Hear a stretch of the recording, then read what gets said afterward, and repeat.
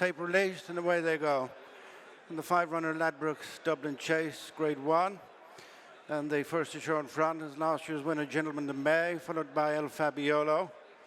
And the white cap is the mare Dinoblue as they meet up with their first fence. With the final couple, Captain Guinness, and the outsider Sanwa in a quartered hand.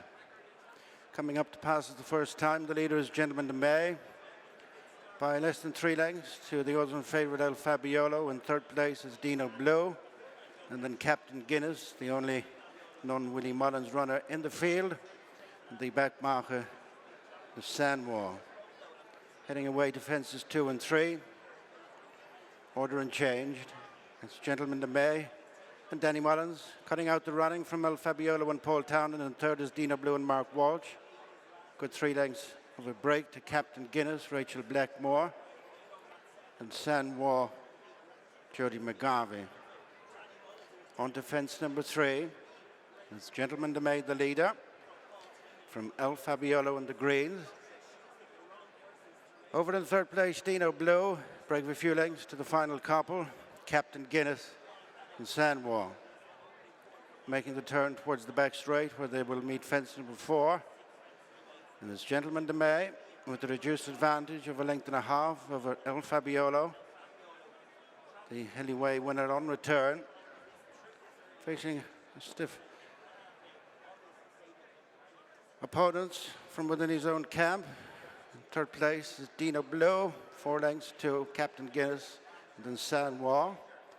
The 2 leaders both made slight mistakes. Gentleman De Mee by 2.5 lengths to El Fabiolo. In third place is Dinoblue, 4 lengths back to Captain Guinness, and finally Sanwa. On to the next fence in the back straight. A plane to be followed by a ditch. It's Gentleman De Mee, yet to be headed. Had a good cut of that from El Fabiolo. In touch in third is Dinoblue, 5 lengths to Captain Guinness, who moves on from Sanwa. As they pass the halfway stage, going to the next in the back straight, this is 6 out. Gentleman De Mee up and over from El Fabiolo, who ran down it slightly. In third is Dinoblue. Super consistent over fences, has never been worse than second in 8 runs. A big winner here at Christmas. Edging a little bit closer to fourth is Captain Guinness as they take that. Heading inside the final 3/4 of a mile, alarmingly out to the right, detached Sanwa. It's Gentleman De Mee from El Fabiolo, Dinoblue. The stable companions, followed by Captain Guinness as they race out of the back straight. Gentleman De Mee, reeled in by both El Fabiolo, and on the inside is Dinoblue. The 3 have tightened up. They're covered by less than 3 lengths, 5 lengths to Captain Guinness, and out of touch is Sanwa. At the final ditch, 3 fences from the finish. Gentleman De Mee by a length to El Fabiolo, 3/4 of a length back to Dinoblue in third. Trying to close on them in fourth is Captain Guinness as they head for the second last. Gentleman De Mee and Danny Mullins still with the lead from El Fabiolo and Paul Townend, who jumped it well on the inside and are now on terms and taking over the lead from Dinoblue, who's been got after in third by Mark Walsh to stay with the leading pair. 6 clear of Captain Guinness as El Fabiolo turns back for home, picking up a couple of lengths advantage over Dinoblue, who sets off in pursuit, but ridden along to do so. Gentleman De Mee can't offer any more, and then Captain Guinness. But on the run of the final fence, it's El Fabiolo out in front. They're omitting the last. It's El Fabiolo on the long run in. From in second place is Dinoblue, and then comes Gentleman De Mee and Captain Guinness. But it's El Fabiolo continuing his unbeaten march to Cheltenham in the 2-mile chase division, winning a straight 7th Grade 1 for Willie Mullins, as El Fabiolo has won handsomely from Dinoblue, Captain Guinness.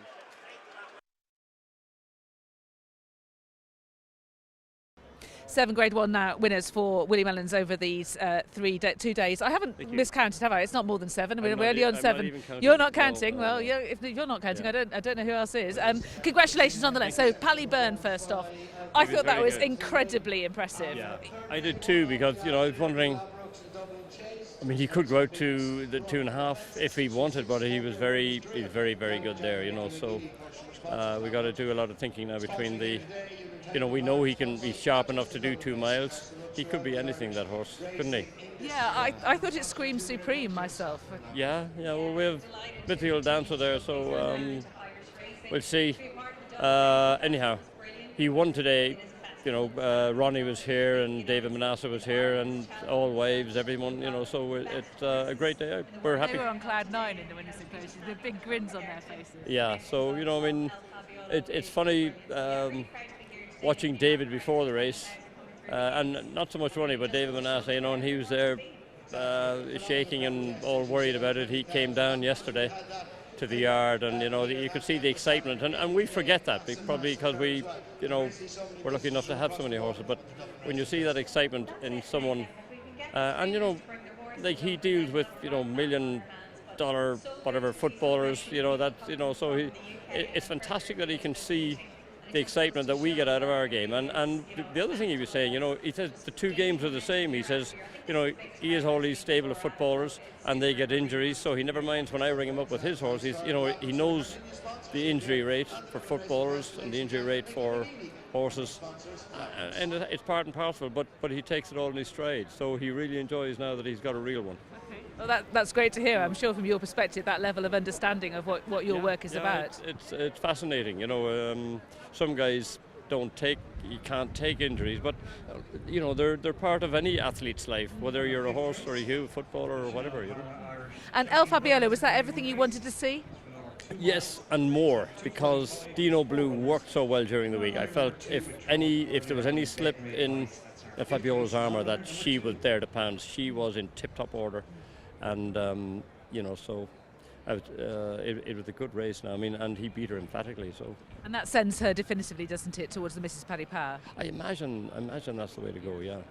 And this next race, the Irish champion hurdle, State Man seeking his 8th Grade 1. Is there any reason why the order between him and Impound Pass can change or get shorter? I don't think so. Both horses could improve from Christmas. I was really delighted with Statement at Christmas. Imperial Pass, he's a horse that maybe could improve more. I don't know. I thought Christmas was Stateman's one of his best performances ever, and Imperial Pass came to him like he might give him a race, and then Paul just dug deeper on Statement. It shouldn't, but that's why we're here to find out. Otherwise, they just write the checks and send them on to us. But happily, they run races rather than deciding the results beforehand. Yeah. But anyhow, there we are. We're here. Echoes in Rain will be there, and anyhow, the first 2 in the market are the 2 that I suppose we're looking at mostly. Yeah. I should say, I found out your Baring Bingham question. Yes. Baring Bingham bought Prestbury Park in 1898 and ran the first ever Cheltenham Festival there 4 years later. I looked it up specifically. So we got to thank him for a lot of exactly. Well done. Yeah, I was wondering who Baring Bingham was. Yeah. So was I. So I went to look it up. So thank you for giving me that prod. Best of luck here. Thank you. Cheers. Bye. Watch live racing now on racingtv.com.